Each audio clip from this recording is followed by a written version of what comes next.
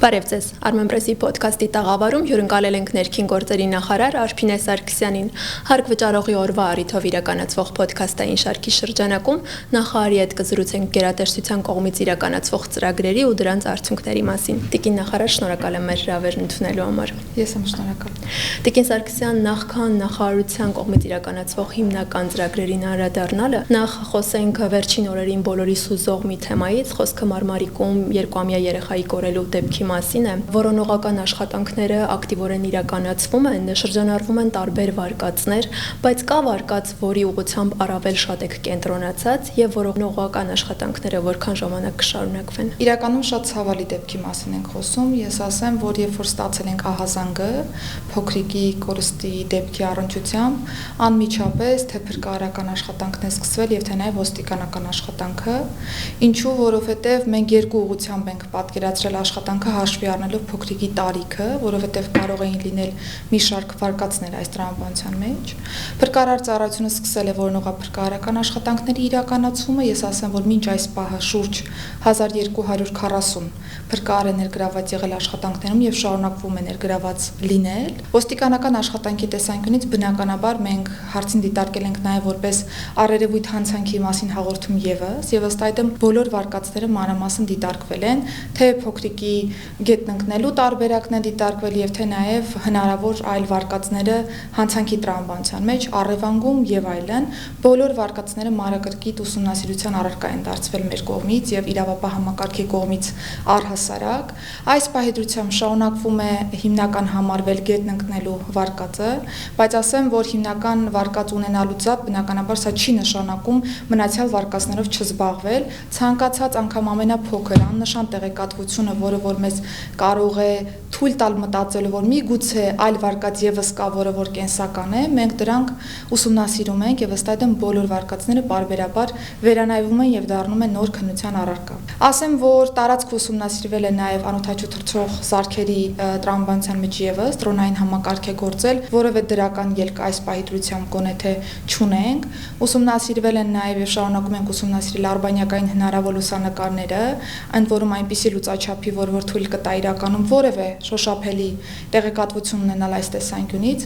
Այս մասով եւս դեռևս դրական արդյունքներ չունենք, բայց եւ շարունակվում են մեր բոլոր աշխատանքները։ Նշեմ, որ որպես կանոն որոնողափրկարարական աշխատանքները 10 օր են տևում, բայց այս դեպքով իմ հանձնարարականով շարունակելու ենք իրականացնել որոնողափրկարարական աշխատանքները այնքան, քանի դեռ որևէ նորություն չունենանք դեպքի առնչությամբ։ Տիկին Սարգսյան, անդրադառնանք նաեւ փրկարար ծառայությանը։ Արդիականացման ինչ միջոցառումներ են նախատեսվում փրկարար ծառայության արդյունավետության եւ արագ արձագանքման կարողությունները զարգացնելու ուղղությամբ։ Փրկարար ծառայությունը իրականում մեր կենսական նշանակություն ունեցող ծառայություններից մեկն է եւ երբ որ արտակարգ իրավիճակների նախարարությունն էինք լուծարում եւ ձևավորվում է ներքին գործերի նախարարությունը, այստեղ մոտեցում ունեինք, որ պիտի նախ եւ առաջ ձևավորենք նախարարությունը, ավարտին հասցնենք ինստիտուցիոնալ առումով ոստիկանության ոլորտի բարեփոխումները եւ դրա տրամաբանության մեջ արդեն փոխլրացնող էֆեկտով անդրադառնանք փրկարար ծառայությանը։ Այս պայդրությամբ պիտի փաստեմ, որ արդեն իսկ արդիականացման հայցակարգը պատրաստ է, անգամ քննարկումներ ենք հասցրել ունենալ նաև վարչապետի գլխավորությամբ եւ կան կայացված որոշումներ։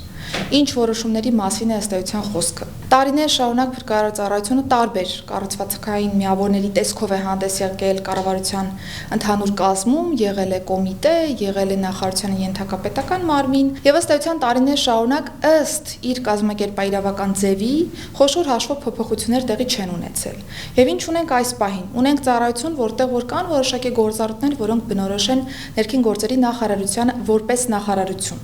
Կան գործառույթներ, որոնք բնորոշ են ներքին գործերի նախարարության կրթահամալիրին եւ այսպես շարունակ։ Մեր խնդիրն է առաջնայինորեն զտել այս բոլոր գործառույթները եւ փրկարար ծառայության կառուցվածքում թողնել այն գործառույթները, որոնք բնորոշ են նախարարությանը ենթակա պետական մարմին, այսինքն իմպլեմենտացնող մարմին, որը որ կիրականացնի պրակտիկայում նախարարության կողմից վարվող քաղաքականությունը։ Սա առաջինը, որը թերևս ամենակարևորն է։ Եվ ֆունկցիոնալի հստակեցման պայմանավորված բնականաբար պիտի նաև կառուցվածքային փոփոխություններ իրականացնենք, որովհետև ֆունկցիոնալից բխում է ճիշտ կառուցվածքը, եւ մեր կառուցվածքը պիտի ծառայի հենց ֆունկցիոնալի արդյունավետ իրականացմանը։ Ըստ այդմ օպտիմալացման որոշակի պլաններ ունենք այս տեսանկյունից, ունենք վարչությունների միավորման գործընթաց եւս, Ընդհանուր մինչև Երևանի եւ մարզային փրկարարական վարչությունների տիպային կառուցվածքն ենք դիտարկել, որպեսզի կարողանանք այն դարձնել ել ավելի արդյունավետ, ել ավելի օպտիմալ եւ գնանք առաջ։ Սա առաջինը, որը կառուցվածքին եւ ֆունկցիոնալին է վերաբերում։ Երկրորդ կարևոր փոփոխությունը վերաբերում է մասնագիտական պատրաստվածությանը։ Մինչ այս պահը մենք ունեինք այնպիսի մոտեցում, որ փրկարար դառնալու համար խոշոր հաշվով չունեինք հատուկ կրթական ծրագիր, որը որ կարիք ունեինք ունենալու։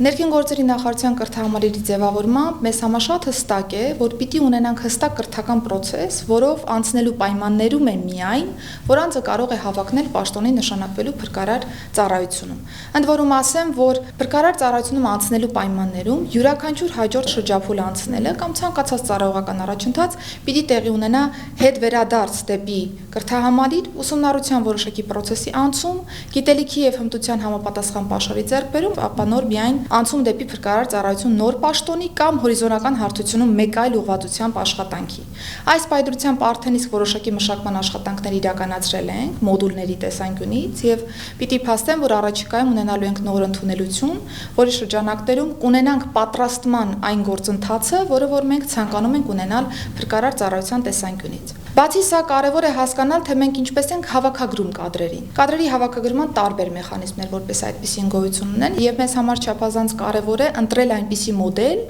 որը որ թույլ կտա հավաքագրել այն կադրերին, որոնք կկարողանան հետագայում նախարարության կողմից վարվող քաղաքականությունը ճիշտ իմպլեմենտացնել։ Ըստ այդմ հավաքագրման փուլից մինչև պատրաստման փուլը թիրախավորել ենք եւ արդեն բոլոր գործընթացներն ըստ էության գծագրված են։ Կարևոր եմ համարում նաեւ այն, որ միջազգային պրակտիկայում նաեւ շատ ընդունված է փրկարար ծառայությունում ունենալ կամավորների ինստիտուտը, ինչ է սա նշանակում։ Սպայական ընդհանուր հաստիքակազմին եւ հաստիքային միավորները զբաղեցնող անձանց զուգահեռ կարող ենք ունենալ նաեւ կամավորական աշխատանք իրականացնողներ, որոնք կգործեն սպաների ընդհանուր ղեկավարման ներքո, բայց եւ կկարողանան կամավորության սկզբունքով իրենց նպաստը բերել փրկարար ծառայության աշխատանքին, զուգահեռաբար զբաղվելով նաեւ այլ զբաղվածությամբ, որը որ նրանք կարող են ունենալ իրենց առօրյայում։ Սա ինչով է կարևոր։ Կարևոր է այն, որ կամավոր փրկարարական ջոկատների ինստիտուտի ներդրմամբ մենք թույլ տանք այն մոտեցումը զարգացնել Հայաստանի Հանրապետությունում, որ համայնքը եւս իր անվտանգության երաշխավորն է։ Այսինքն համայնքում գտնվող յուրաքանչյուր անձ պատասխանատու է նաեւ տվյալ համայնքի հանրային անվտանգության համար։ Եվ պիտի փաստեմ, որ այս մոտեցումը պիտի խորացնենք, արդեն իսկ ունենք 9 հրշեջ փրկարարական կամավոր ջոկատներ, բայց դա պիտի դառնա ավելի ինստիտուցիոնալ։ Այսինքն մենք բոլոր մարզերում եւ նաեւ Երևանում պիտի ունենանք այս մոտեցումը եւ օր-օրի հետեւողական աշխատանքի միջոցով հասնենք գաղափարական փոփոխության։ Ես ասեմ, որ համանման մոտեցում ընդհանուր մինչեւ ոստիկանական համակարգի դեպքում աշխարհում կա։ Իհարկե դժվար է այս պահին պատկերացնել կամավորների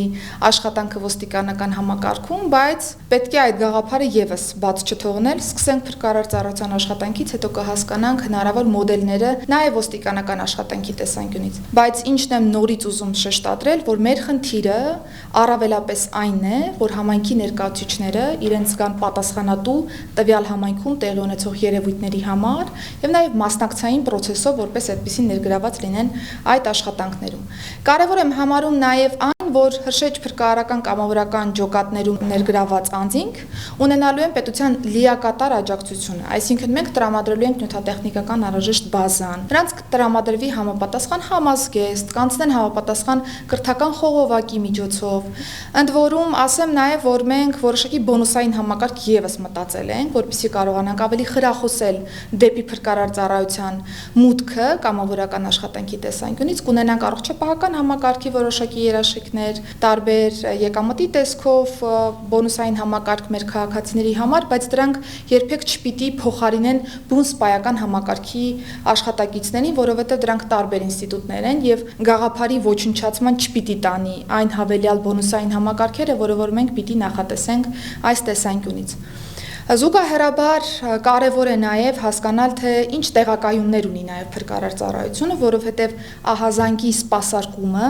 նաև կախված է այն տեղակայումից, որը որ ունի փրկարար ծառայությունը, որքան մոտ եւ որքան ճիշտ եղավ ցանցային բաշխումը փրկարար ծառայության հենակետերի, այնքան ավելի օպերատիվ հնարավոր կլինի արձագանքը մատուցել մեր քաղաքացիներին։ Այս տեսանկյունից արդեն իսկ մի շարք մոդուլային շենքեր հանձնել ենք շահագործման եւ շարունակելու ենք այս ուղղությամբ աշխատանքները, եւ մեր թիրախը այն է, որ ահազանգի սպասարկումը ներկայում գործող միջինում 23 րոպեի փոխարեն դառնա միջինում 10 րոպե։ Իսկ սա ենթադրում է մասնագիտական կարողության զարգացում, սա ենթադրում է նաև նյութատեխնիկական հագեցվածություն, ենթադրելու է նաև տեղակայվածությունների առումով առավել ճշգրիտ բաշխվածություն հանրապետության ամբողջ տարածքում։ Արդեն իսկ հայեցակարգային լուծումները հաստատվել են, մեզ մնում է հետևողականորեն կիրարկել այդ հայեցակարգային լուծումները եւ ես վստահ եմ, որ 2025 թվականին փրկարար ծառայության մասով զարգացումներ կունենանք։ Տիկին Սարգսյան, անդրադառնանք նաև ոստիկանության ոլորտում իրականացված բարեփոխումներին։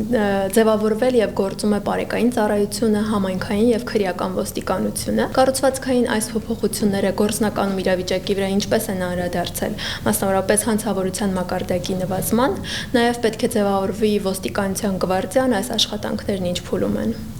Տեսեք, ոստիկանության դեպքում մեր բոլոր կառուցվածքային փոփոխությունները միտված են եղել արդյունքին։ Այսինքն, եթե վստահ չլինեինք, որ այս կառուցվածքային փոփոխություններով կկարողանայինք ունենալ ցանկալի արդյունքը, ես վստահեցնում եմ, որ տեղի չէին ունենա դեռևս այս փոփոխությունները, որովհետև բավական երկար ենք քննարկել դրանք, բավական երկար նաև մեթոդաբանական առումով ենք դիտարկել այն բոլոր հնարավոր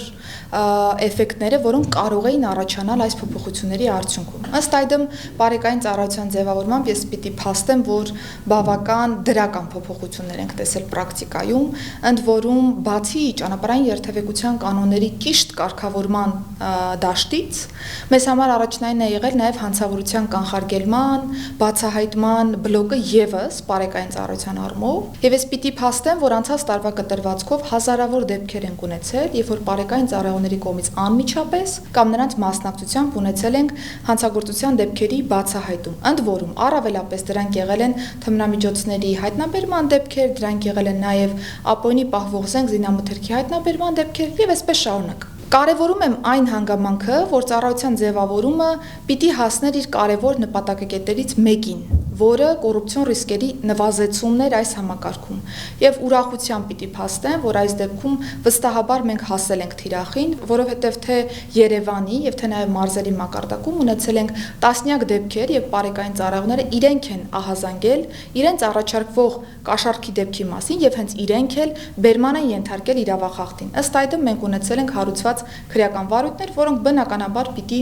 ունենան համապատասխան ելքը։ Կարևոր է նաեւ այն հանգամանքը, որ բարեկային ծառայությունը ել ավելի համայնքամետ ծառայություն է իրականացնում այս ժամանակահատվածում, ընդ որում թե միջազգային գնահատականները եւ թե նաեւ մեր հանրության գնահատականը վկայում է այն մասին, որ այսօր բարեկային ծառայությունը ավելի համայնքամետ ծառայություն է մատուցում, քան վերջին շուրջ 3 տասնամյակների ընթացքում եւ որևէ ծառայություն ոստիկանության համակարգում։ Մեր նպատակն է շարունակել ինստիտուցիոնալ զարգացումը բարեկային ծառայության, անցնել զարգացման երկրորդ փուլ, որովհետեւ կարեւոր է, որ ինստիտուցիոնալ լուծումները հետևողականորեն դառնան մշակույթի մաս, որպես այդպիսին բարեկային ծառայությունում եւ այն բոլոր խնդիրները, որոնք որ մենք կարող ենք պրակտիկայում տեսնել շփումների հետ կապված, իրավական տարբեր նորմերի կիրառման հետ կապված, դրանք այլևս տեղի չունենան կամ լինեն գոնե թե բացառիկ դեպքեր։ Սա կարծում եմ լուծելի հարց է, որովհետեւ առավելապես կարևորում եմ այն, որ մեր նպատակակետը, որը կոռուպցիոն ռիսկերից զերծ ծառայության ձևավորումն էր, սա միանշանակ է, որ կա։ Կան դեպքեր, երբ որ մեր ծառայողները կարող են ներգրաված լինել որոշակի իրավախախտումների կամ առերևույթ հանցավոր դրսևորումների շրջանակներում, բայց ինչն է առավելապես արժանահիշատակ, որ դրանք առաջացնում է պետության հստակ արձագանքը այս դեպքերում։ Այսինքն, կա որևէ խնդիր, այդ դեպքերը ընթացքավորվում են, այդ թվում նախարարության ներքին անվտանգության եւ հակակոռուպցիոն վարչության կողմից եւ հետագայում բնականաբար ըստ ստանդարտի տրվում են համապատասխան ընթացակարգերով լուծումներ։ Բարեկային ծառայության դեպքում մի քանի արժանահիշատակ թիվ, որպես այդպեսին ինձ համար առանձնացնում եմ տարվա կտրվածքով, դա ճանապարհատրանսպորտային պատահարներն են, դրանում առկա զոհերի կամ վիրավորների թիվն է, որպես այդպեսին, որ կարող է ցուցիչ լինել ծառայության աշխատանքի, ասեմ, որ անցած տարվա կտրվածքով էական նվազում են գրանցել թե ճանապարհատրանսպորտային պատահարների թվի մասով, թե զոհերի եւ վիրավորների մասով, ինչը չափազանց կարեւոր է։ Այս տարվա կտրվածքով Պիտի նշեմ, որ զոհերի թվի նվազում եւս ունենք, չնայած այն հանգամանքին, որ ճանապարհատրանսպորտային պատահարների թվի որոշակի աճ ունենք, ինչը նաեւ պայմանավորված է տրանսպորտային միջոցների թվի աճով, որովհետեւ գնալով ավելի է աճում մեր տրանսպորտային պարկը ընդհանուր առմամբ Հայաստանի Հանրապետությունում եւ աճի պայմաններում նվազեցնել ճանապարհատրանսպորտային պատահարները թե վիրավորների, թե զոհերի մասով, ես պիտի ասեմ, որ ռեալ մեծ ջանքեր է պահանջել մեզնից, բայց մենք պատրաստական ենք եղել դա տրամադրելու, այդ ջանքերը ուղղելու դեպի այս ուղղությունը բարեկային ծառայության աշխատանքի, որովհետև հանրային անվտանգության տեսանկյունից սա շատ կարևոր ուղղություն է, որը պիտի գնահատվի նաև բարեկային ծառայության աշխատանքը։ Անդրադառնալով քրեական ոստիկանությանը, ես ասեմ, որ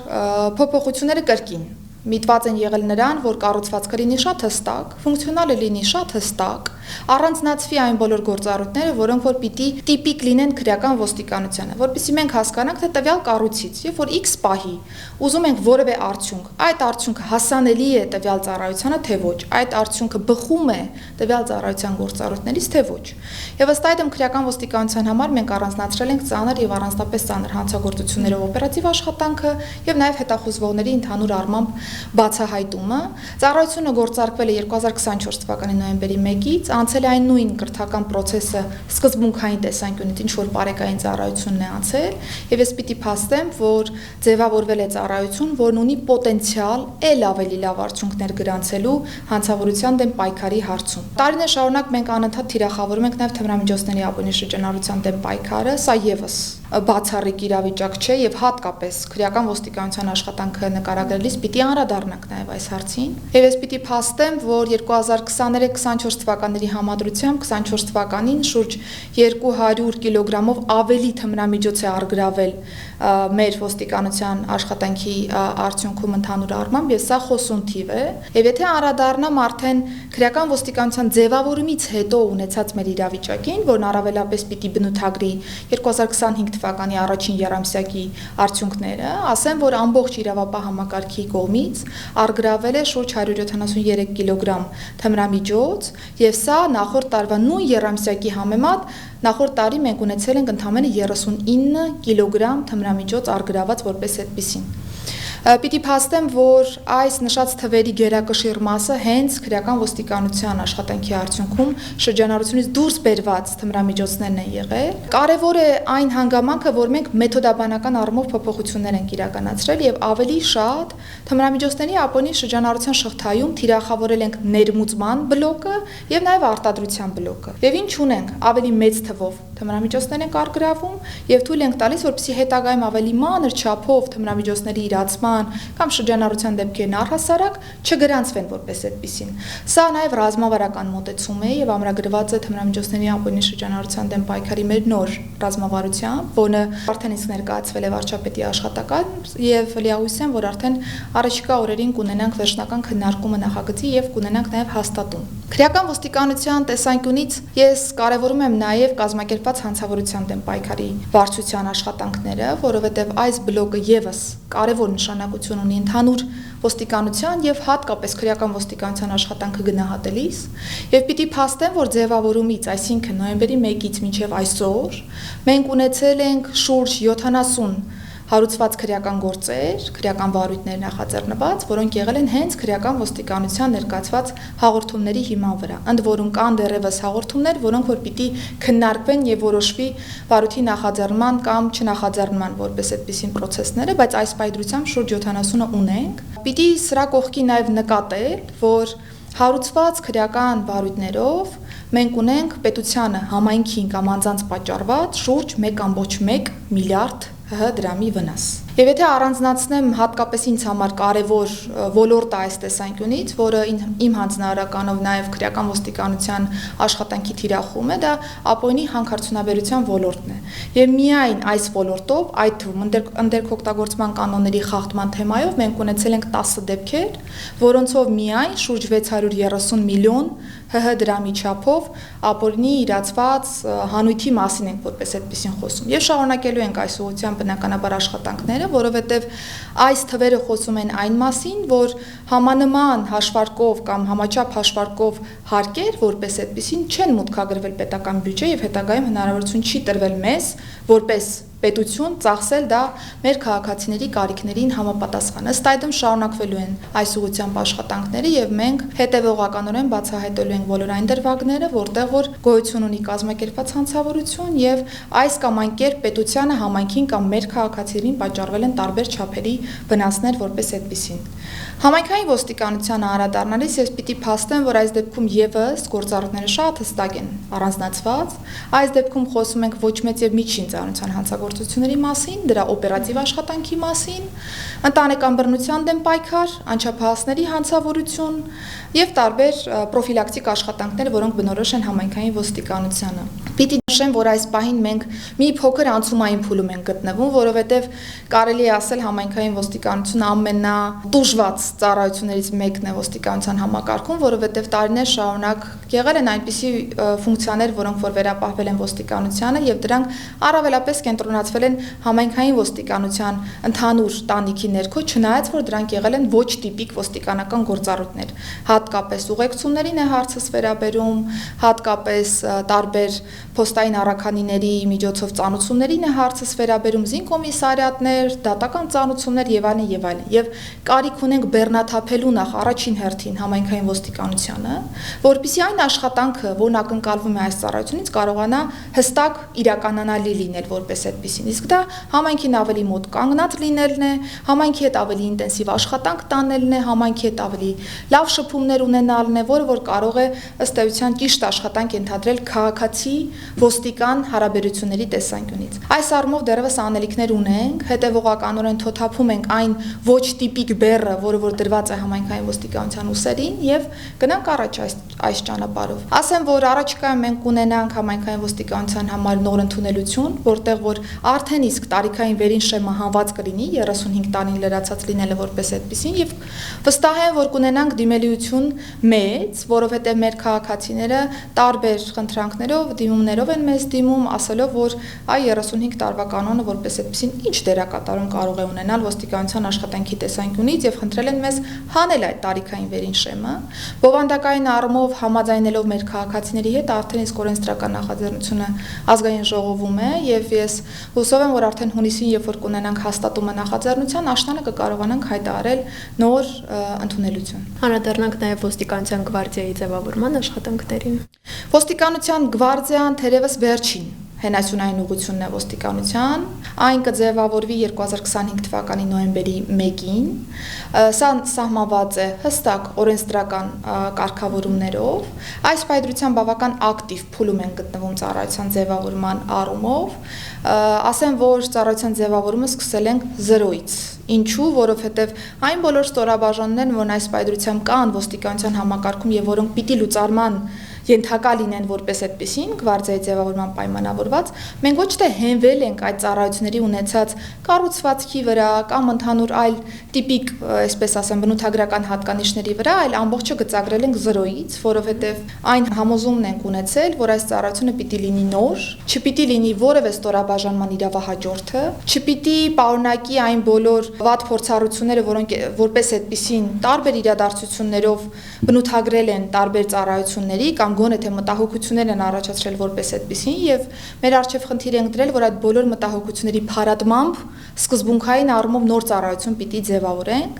Այս պայծրությամբ ակտիվ աշխատանքների փուլում են գտնվում, կառուցվածքը նախնական տարբերակով արդեն իսկ գծագրված է, այն բոլոր ծառայողները, որոնք օրենքի ուժով հնարավորություն ունեն մասը կազմելու ոստիկանության գվարդիայի, նաեւ վերապատրաստումների փուլով են անցնում, ակտիվ վերապատրաստումներ են իրականացնում, որպեսզի հասկանանք ի վերջո տվյալ աշխատակիցը պետք է մասը կազմի ոստիկանության գվարդիայի, թե ոչ։ Շատ խիստ կարելի ասել ֆիլտրման փուլ են դրել որպես այդպեսին, մեր աշխատակիցներն անցել են ֆիզիկական պատրաստականության փուլով, համաչափ ուժի կիրառման համապատասխան դասընթացներ են անցել, եւ այս ամբողջ վերապատրաստման ցիկլը հաջող ավարտելու պայմաններում է միայն, որ մենք կարող ենք ունենալ որպես այդպեսին նշանակում ոստիկանության գվարդիայում։ Այս պայն հստակեցնում ենք նաեւ տեղակայումները, որովհետեւ ըստ մեր պլանավորման պետք է Հանրապետությունում 3 հիմնական ուղղություններով ունենանք տեղակայում ոստիկանության գվարդիայի, քանի որ այն պիտի սպասարկի նաև տարբեր հասարակական միջոցառումներ եւս, որն այս պայծրությամբ հիմնականում սպասարկվում է համայնքային ոստիկանության կողմից եւ կարծում եմ մեր ժամանակացույցին համապատասխան շարժվում ենք առաջ։ Տիկին Սարգսյան, վերջերս բացվեց բարեկային ծառայության եւ օպերատիվ կառավարման կենտրոնը, նաեւ բարեկների համար ձեռք բերվեցին նոր էլեկտրամոբիլներ։ Այս փոփոխություններն ինչ նպատակ ունեն, օպերատիվ կառավարման կենտրոնը ինչ հիմնական գործառույթ է իրականացնելու, նաեւ ինչ վերաբերում է բարեկների էլեկտրամոբիլներին, ապա այս ուղղությամբ հատկացվել է ավելի քան 1 միլիարդ դրամ։ Արդյոք արդարացված եք համարում այս ծախսը, այսինքն ինչ արդյունք եք ակնկալում։ Վերջից գամ, միանշանակ արդարացված եմ համարում, որովհետև հանրային անվտանգությանը սպասարկող ցանկացած ծախս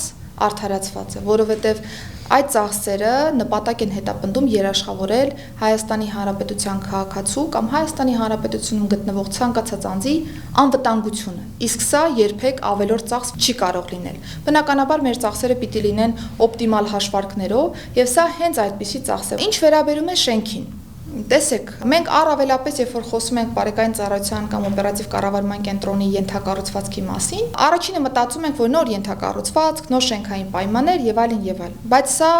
կարևոր միջավայր է աշխատանքը նոր ոճով, նոր տրամաբանությամբ իրականացնելու համար, որովհետև մեկ այլ բան է, երբ որ աշխատակիցը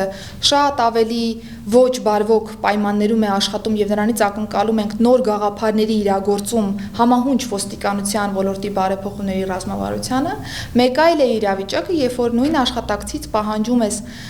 ռեֆորմին համահունչ աշխատանք եւ նրան տալիս ես համապատասխան աշխատանքային պայմաններ։ Վստահ դրանք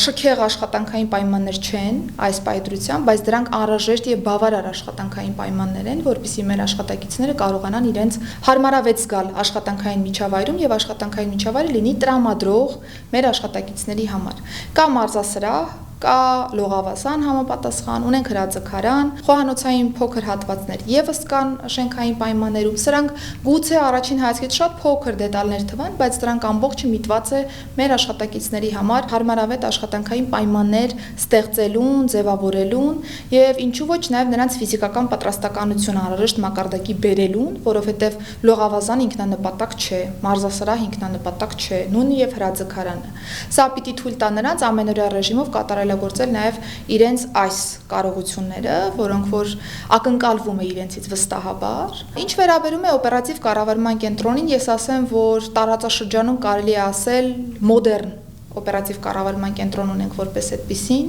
ընդ որում թե ֆունկցիոնալի մասին է խոսքս եւ թե նաեւ շենքային պայմանների, որովհետեւ բավական նորավոճ արդիական պայմաններ են ապահովել մեր աշխատակիցների համար, բայց կրկին, մի կողմից դրանք սպասարկում են մեր աշխատակիցների ամենօրյա աշխատանքային պայմանները, մյուս կողմից թույլ են տալիս, որպեսզի ահազանգի սպասարկումը լինի շատ ավելի արդյունավետ, լինի շատ ավելի օպերատիվ եւ կարողանանք մեր քաղաքացիներին լավ եւ որակյալ ծառայություններ մատուցել։ Համակարգը զինված է նոր տեխնիկական միջոցներով, կենտրոնը նկատի ունենք նաեւ դրոնային նոր համակարգ, որը որ թույլ է տալիս ընդհանուր մինչեւ խցանումները արձանագրել հանրապետության տարբեր ճանապարհներին եւ ըստ այդմ բարեկային կարգախմբերի ճիշտ ուղղորդում իրականացնել։ Պիտի փաստեմ, որ երբ որ մենք խոսում ենք ոստիկան քաղաքացի հարաբերությունների նոր ոճով շփման մասին,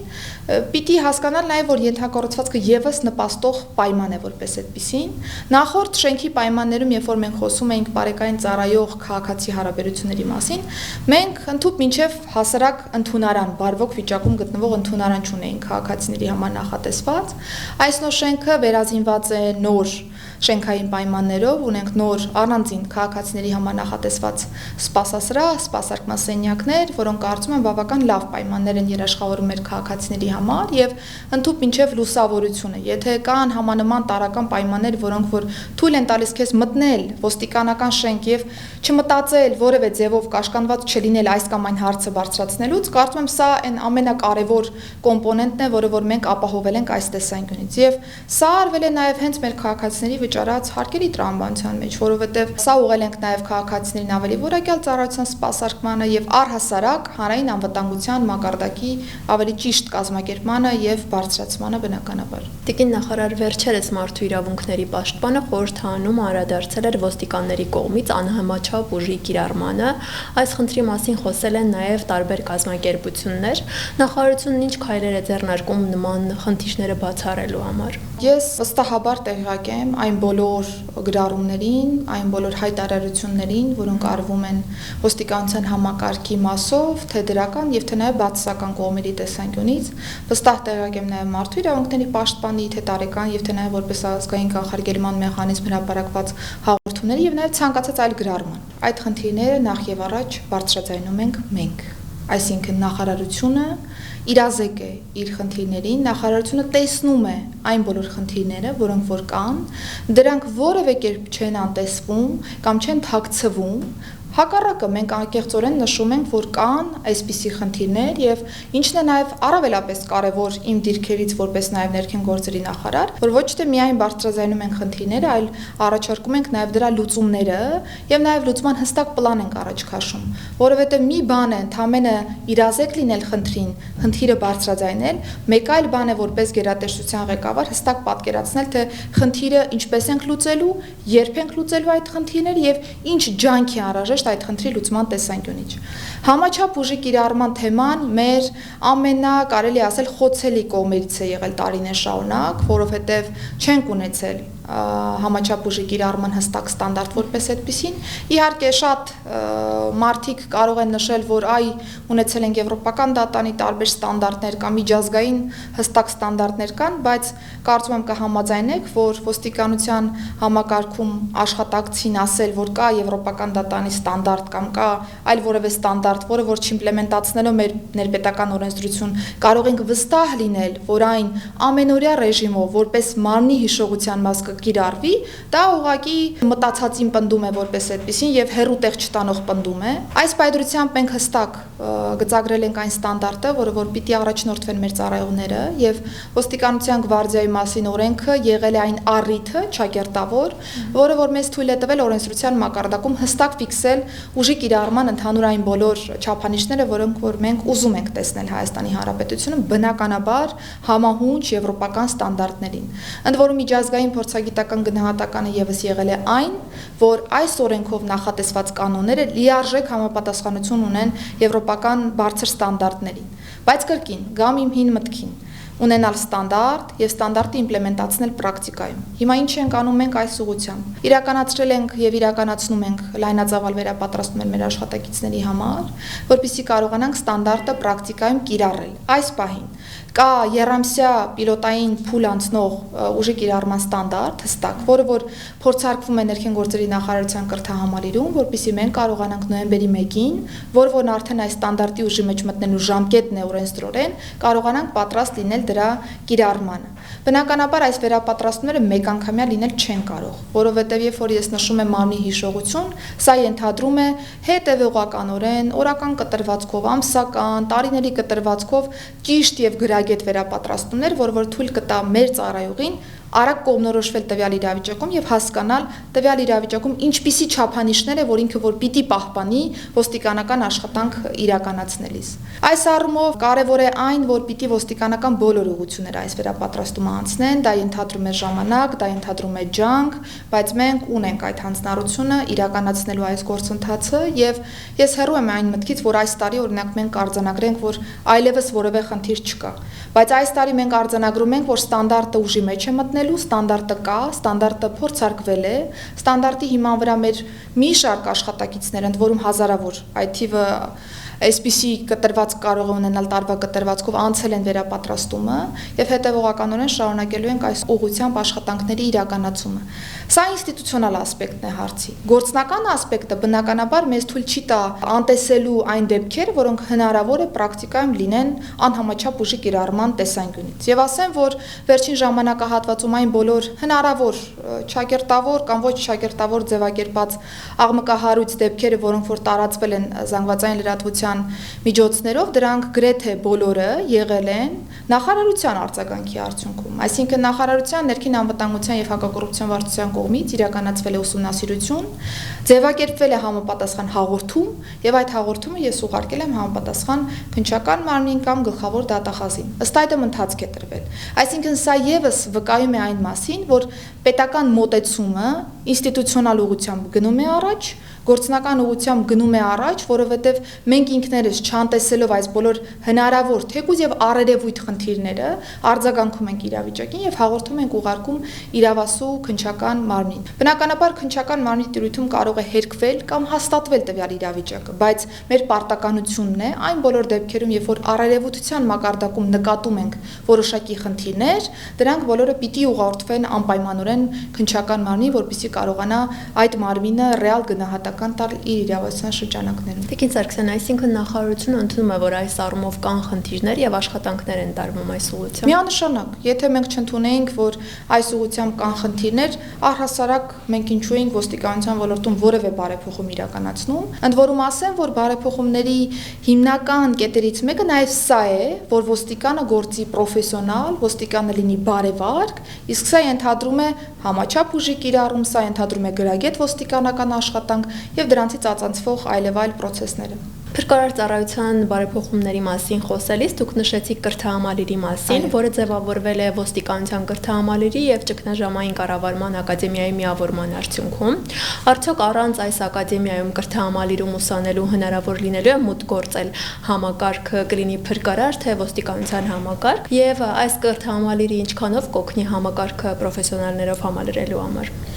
Այստեղ եւս երկու ուղղություն ունենք՝ ինստիտուցիոնալ եւ գործնական։ Ինստիտուցիոնալ առումով մեր բոլոր պրոցեսները գծագրված են այնպես, որ կրթահամալիրը լինի միակ խողովակը թե ոստիկանական համակարգ եւ թե նաեւ փրկարարական համակարգ մուտք գործելու։ Ընդ որում կրթահամալիրը պիտի պատասխանատու լինի յուրաքանչյուր կրթական ցիկլի համար նաեւ, այսինքն նախնական կրթական օղակ, միջին մասնագիտական եւ նաեւ բարձրագույն։ Եվ ըստ այդմ այս խողովակներով անցնելու պայմաններում է միայն, որ հնարավոր է որևէ պաշտոնային փոփոխություն ունենալ թե ոստիկանական համակարգում եւ թե նաեւ փրկարար ծառայության համակարգում։ Սա արդեն իսկ մենք փորձարկել ենք պարեկային ոստիկանության դեպքում, արդեն իսկ համանման փորձառություն ունեցել ենք քրեական ոստիկանության համար, առաջիկայում նույնը կունենանք նաև համայնքային ոստիկանության համար, բայց բնականաբար ինքներդ հասկանում եք, որ սա բավական լավ գծագրված շրջափուլ պիտի լինի, որպեսզի մենք կարողանանք փակել դրսից եկող ցանկացած հոսք ոստիկանական համակարգ կամ փրկարար ծառայության համակարգ եւ թողնել միայն կրթահամալիրի խողովակը։ Այս ուղղությամբ ակտիվ աշխատանքներ են իրականացվում եւ ես լիահույս եմ, որ մենք այն ինտենսիվությամբ իրականացնենք աշխատանքները, որ արդեն 25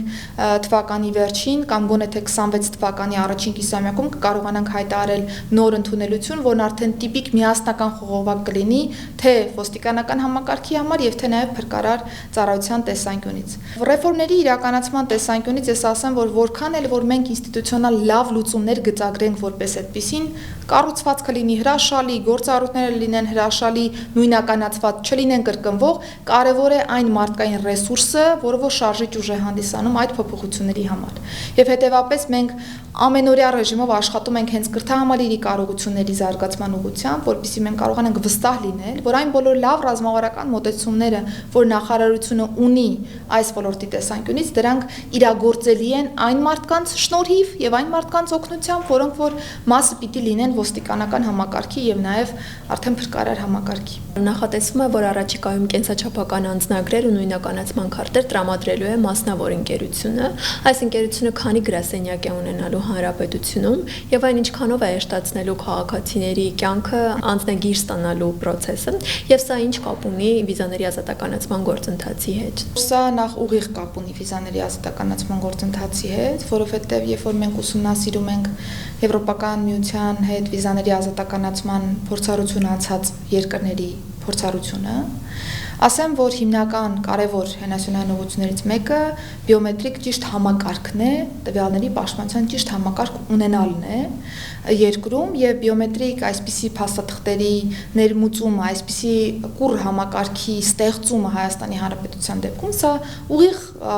ազդեցություն ունի վիզաների ազատականացման թեմայի հետ, որովհետեւ խոշոր ուղղություններից մեկն է հանդիսանում, որով որ Եվրոպական միությունը պիտի գնահատի եւ հասկանա, թե որքանով է անվտանգ տվյալների պաշտպանության եւ առհասարակ բիոմետրիկ տվյալների պաշտպանության համակարգը երկրում եւ որքանով է նաեւ պաշտպանված երկիրը հնարավոր կեղծումներից անձը հաստատող փաստաթղթերի, որովհետեւ եթե ունես բիոմետրիկ ճիշտ գծագրված համակարգ, այստեղ կեղծիքների բացահայտումը միանշանակ շատ հեշտ է որպես այդպեսին, կամ շատ դժվար է նաեւ զուգահեռաբար կեղծել այսպիսի փաստաթղթերը, որովհետեւ բավական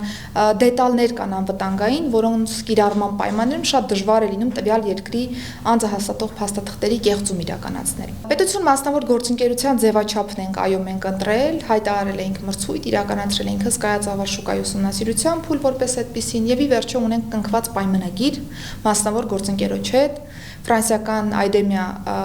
գործընկերն է ըստ էության ճանաչվել հաղթող այս գործընթացի Հայփաս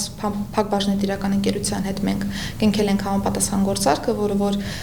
մրցութային ընդհանուր process-ի պահանջներ, որ ընկերությունը պիտի հիմնադրի այստեղ իմպլեմենտացնող ընկերություն, որը որ պիտի արդեն մեզ հետ զուգահեռ շարունակի աշխատանքները։ Ասեմ, որ ըստ պլանի մենք նախատեսել ենք ունենալ 23 տարածքային ստորաբաժանումներ այս ծառայության դեպքում։ Պիտի փաստեմ, որ ներկայում մենք ունենք շուրջ 45 տարածքային անձնագրային ստորաբաժանումներ եւ առաջին հայացքից կարող է թվալ, որ այ օրինակ մենք շուրջ 45 տարածքային անձնագրային ծառայությունները փակում ենք, փոխարեն ունենում ենք 23 տարածքային ստորաբաժանում, սա կարող է բարդացնել մեր քաղաքացիների աշխատանքը այսպիսի ծառայություններ ստանալու տեսանկյունից, բայց ես ասեմ ճիշտ հակառակը, որովհետեւ այս process-ի շրջանակներում մենք հնարավորինս այնպես ենք արել, որ քաղաքացու շփումը նաեւ անձնագրային կոնկրետ ծառայության հետ լինի մինիմալ, այն բոլոր տվյալները, որոնք հնարավոր է հավաքագրել էլեկտրոնային տարբերակով, դրանք կհավաքագրվեն հենց այդպիսի եղանակով, եւ միայն մեկանգամյա մուտք որպես այդպիսին կարիք կլինի ունենալու տարածքային անձնագրային ստորաբաժանում, որպեսզի բիոմետրիկ տվյալների հավաքագրման կամ այլ process-ներ կարողանանք ապահովել, եւ դրանից հետո արդեն իսկ երբ որ կա համակարգում զետեղված բիոմետրիկ տվյալները շատ ավելի հեշտ, շատ ավելի թվային միջավայրում հնարավոր է ստանալ ցանկացած ծառայություն այս հանրային ծառայությունների մատուցման բլոկից։ Ես ասեմ, որ գործընկերների հետ դիտարկել ենք հնարավորինս նոր տարբերակով ծառայությունների մատուցման սխեման եւս եւ պլանավորում ենք նախնական, որ Երևանում նաեւ երկու մեծ առևտրային կետերում մոլերում կունենանք այսպիսի ծառայություններ, որը նաեւ մշակութային որոշակի փոփոխություններ կբերի այս առումով եւ կարծում եմ նաև հաշվի առնելով մարդաշատությունը տվյալ առևտրային կենտրոնների կկարողանանք ավելի արագ եւ հասանելի դարձնել մեր ծառայությունները մեր քաղաքացիներին։ Հնդածս բնականաբար կդիտարկենք մասնավոր գործընկերոջ հետ հնարավոր կատարելագործման տարբերակները եւ այլն։ Նոր արարությունը լինելու այն, որ Երևանում այս գրասենյակը սպասարկելու է առավոտյան ժամը 9-ից մինչև երեկոյան ժամը 10-ը, մարզերում կլինի 9-ից 6 նկատ ժամանակահատվածը, հաշվի առնելով ընդհանուր մեր ունեցած ոչ այդքան մեծ ծանրաբեռնվածությունը մարզային կտրվածքով։ Կունենանք նաև շրջիկ սպասարկման գրասենյակներ եւս որպես այդպիսին, այս պայծրությամբ ունենք համանման ծառայություն, հետեւաբար մեր քաղաքացիները կշարունակեն տեսնել համանման ծառայություններ տարածքներում, բայց շատ ավելի կատարելագործված տրամաբանության մեջ։ Ասեմ նաև, որ պետություն մասնավոր գործընկերության շրջանակներում բիոմետրիկ փաստաթղթերը մենք նաև կապելու ենք որոշակի հանրային ծառայությունների հետ, որը որ ավելի կդյուրինացնի մեր քաղաքացիների կողմից տարբեր ծառայություններ ստանալու գործընթացը եւ այն լրացուցիչ բոնուսներ նաև կտա տարբեր գործընթացներում։ Ըստ մեր ժամանակացույցի 2026 թվականի արդեն երկրորդ կիսամյակին կկարողանանք ապահովել արտադրությունը։ Այս պահին մասնավոր գործընկերոջ հետ ակտիվ քննարկում ենք դիզայնի եւ դրա կոնցեպտի հետ կապված հարցերը, դրա հետ կապված որոշակի էլեմենտներ ենք դիտարկում, որոնք ավելի բնորոշ կլինեն Հայաստանի Հանրապետությանը եւ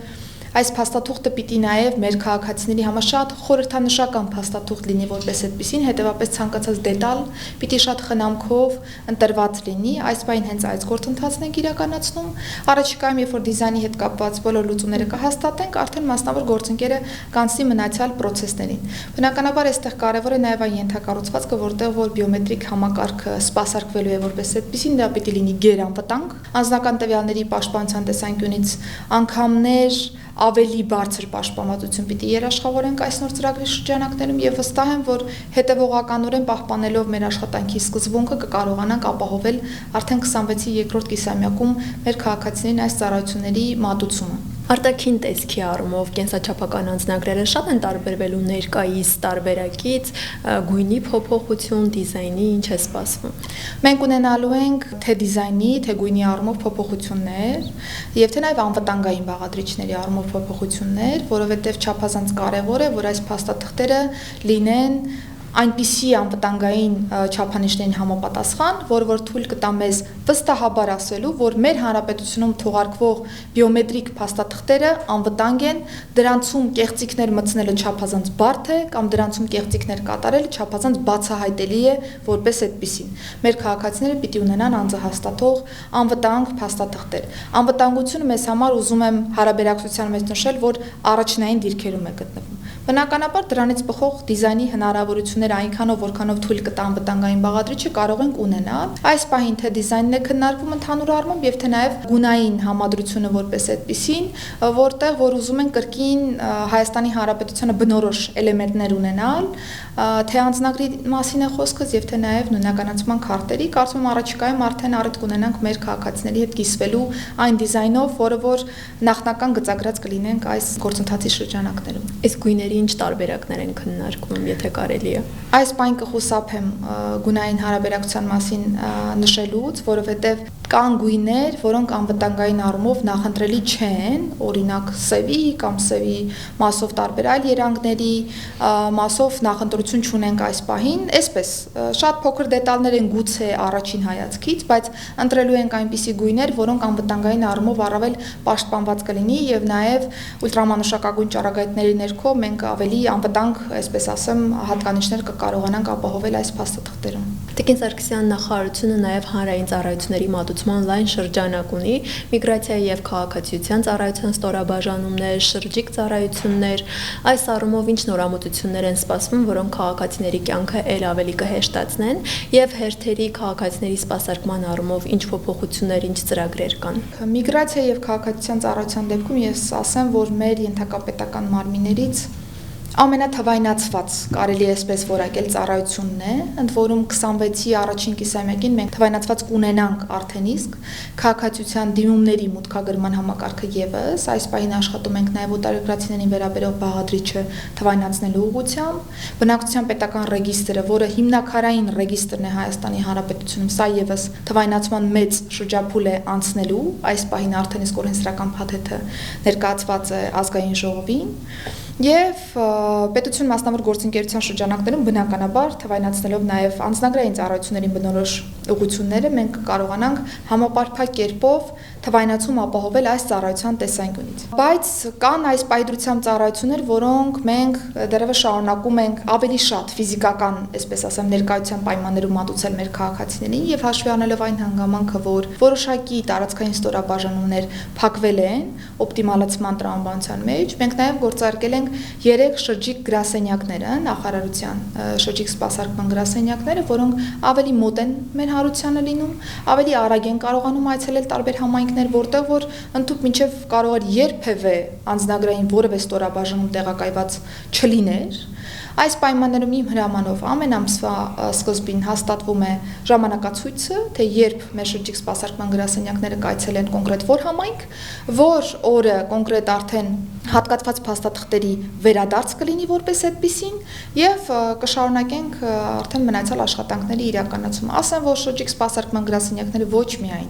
միգրացիա եւ քաղաքացիության ծառայությանը բնորոշ, այլ նաեւ հաշվառման քննական ստորաբաժանումներին բնորոշ ծառայություններ են մատուցում, վարորդական վկայականների հետ կապված եւ այլն։ Եվ այստեղ մենք միտում ունենք նաեւ մոնիտորինգի տակ պահելու գործընթաց եւ հասկանալու կա արդյոք լրացիչ այլ ծառայություն, որը որ պիտի լինի շրջիկ սպասարկման գրասենյակի մաս, թե ոչ։ Այս նույն մոտեցումը կպահպանվի բնականաբար պետություն մասնավոր գործընկերության շրջանակներում եւ մենք կարողանանք որոշակի հատվածներում կրկին ունենալ շրջիկ սպասարկման գրասենյակի ձևաչափով ծառայության մատուցում եւս։ Հանրային ծառայությունների մասին խոսելիս բնականաբար նախարարությունում մի մեծ բլոկ է նաև հաշվառման քննական ստորաբաժանումների աշխատանքը, ինչու, որովհետև վարորդական վկայականների տրամադրման, տրանսպորտային միջոցների գրանցման, հաշվառման եւ այլ աշխատանքները չափազանց կարեւոր են, որպեսզի մենք հասկանանք, թե ինչպիսի փոփոխություն պիտի իրականացնենք այս տեսանկյունից, որպեսզի մեր քաղաքացիները շատ ավելի հարմարավետ պայմաններում այս ծառայությունները ստանան։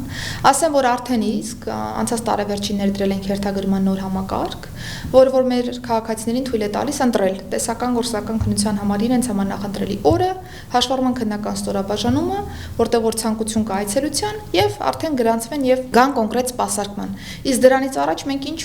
ունեինք քննության ընդհանուր մինչեւ նախորդ օրը SMS հաղորդակցության ուղարկում մեր քաղաքացիներին եւ սա անհարմար պայմաններ էին ստեղծում մեր քաղաքացիների համար, ըստ այդմ շատ հաճախ մենք ունենում էինք այցելության չեղարկումներ, շատ հաճախ մեր քաղաքացիները փոխելով իրենց պլանները ստիպված այցելում էին հաշվառման քննական ստորաբաժանում, որպեսզի չկորցնեին տվյալ օրվա իրենց հերթը։ Բայց այսօր արդեն նրանք կարողանում են կոնկրետ իրենց համար նախընտրելի օր վայր ընտրել եւ այցելել հաշվառման քննական ստորաբաժանում։ Ասեմ, որ անձնագրային ստորաբաժանումների նմանությամբ մենք հերթագրման համակարգը կատարելագործելու ենք։ Այս պայդրությամբ արդեն իսկ վերջնականացնում ենք անցած տարվա տարեվերջին ներդրված համակարգի արդիականացման աշխատանքները, ընդհանուր մինչև թույլատրելու ենք կենթանի հերթի ձևաչափով հերթագրումը եւս, որ թույլ կտա մեզ երկու ուղղությամբ էլ աշխատել։ Անձինք, ովքեր նախընտրում են on-line տիրույթում գրանցվել, օրը վերցնել եւ այցելել արդեն կոնկրետ հաշվառման քննական ստորաբաժանում եւ անձինք, ովքեր որ ցանկանում են ֆիզիկապես ներկայանալ ստորաբաժանում, տեսնել թե որքան մարդ է սպասում հերթում եւ եթե նախընտրելի լինի այդ պայմաններում այդ օրը սպասարկվել, ապա կենթանի հերթի ձևաչափով կկարողանա կոնկրետ հերթագրման կտրոն վերցնել եւ սպասել։ Ասեմ, որ առաջիկայում այս համակարգը կգործարկվի արդեն իսկ ունենք նյութատեխնիկական ապահովվածությունը, ծրագրային համակարգը արդեն իսկ վերջնականացնում ենք եւ կգնանք առաջ։ Այս ծառայությունների դեպքում բնականաբար մենք փորձում ենք անընդհատ որոշակի ուղղություններ մոնիտորինգի ենթարկել եւ հասկանալ, թե այլ ինչ փոփոխություններ կարող ենք իրականացնել։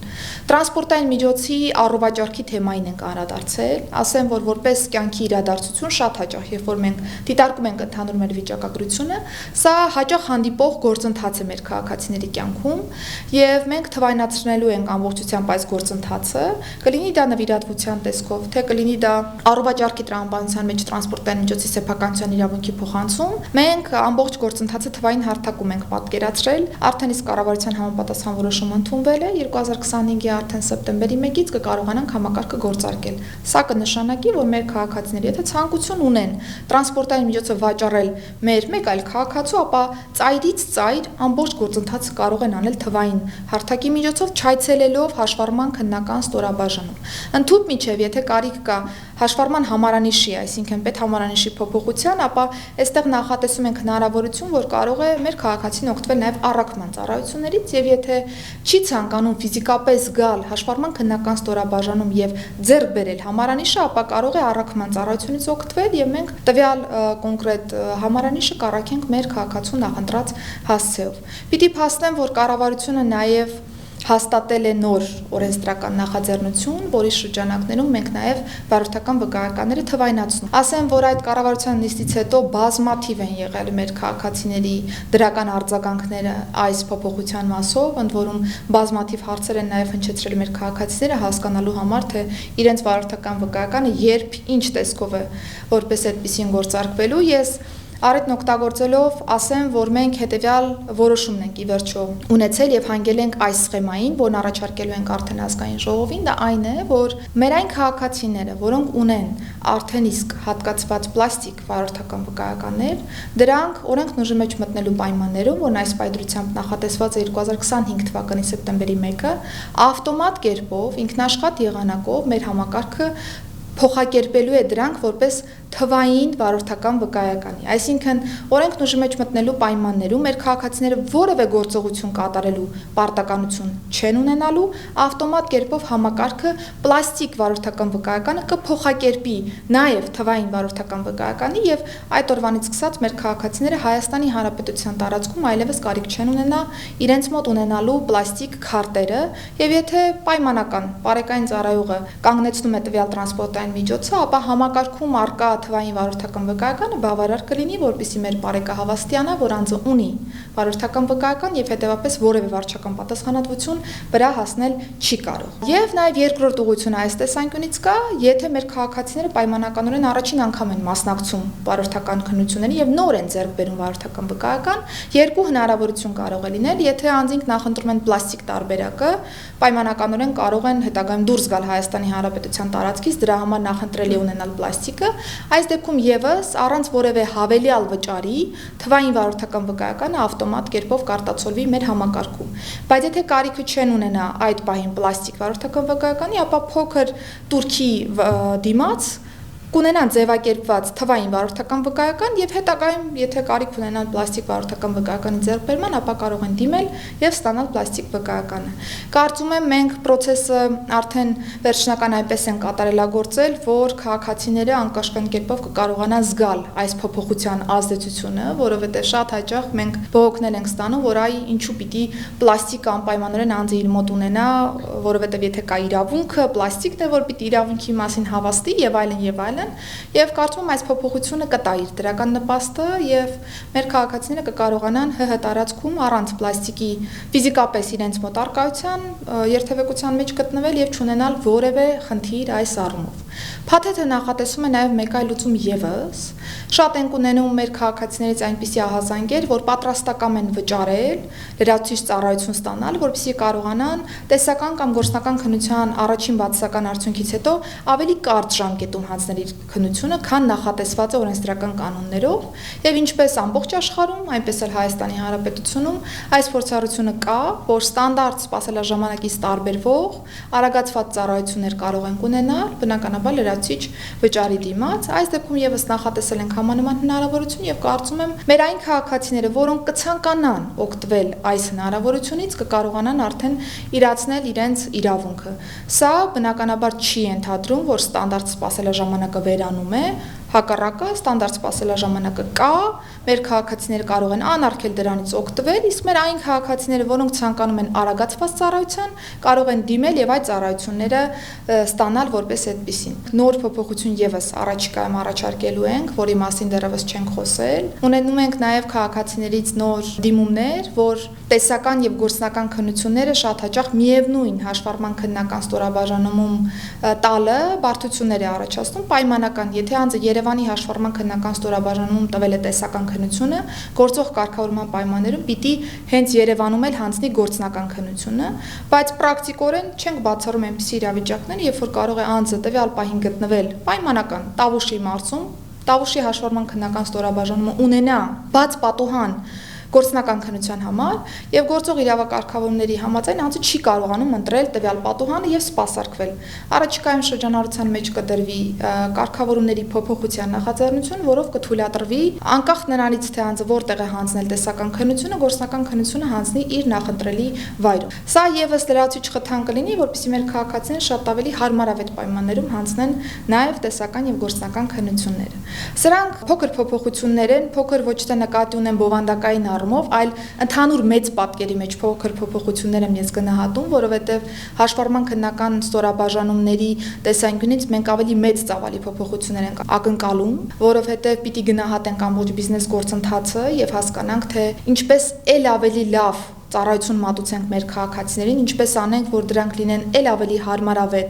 ծառայություններ եւ առաջիկայում կվերջնականացնենք բիզնես process-ների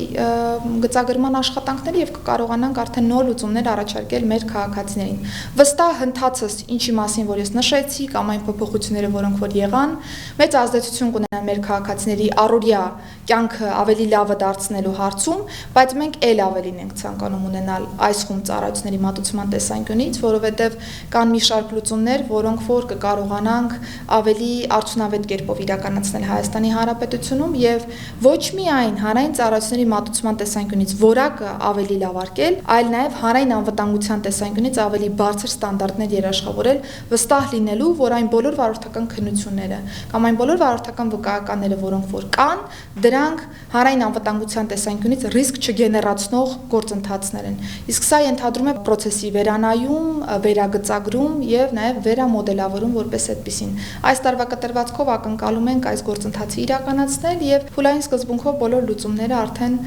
փուլ-փուլ իմպլեմենտացնել։ Շնորհակալ եմ զրույցի համար։ Ես էլ եմ շնորհակալ։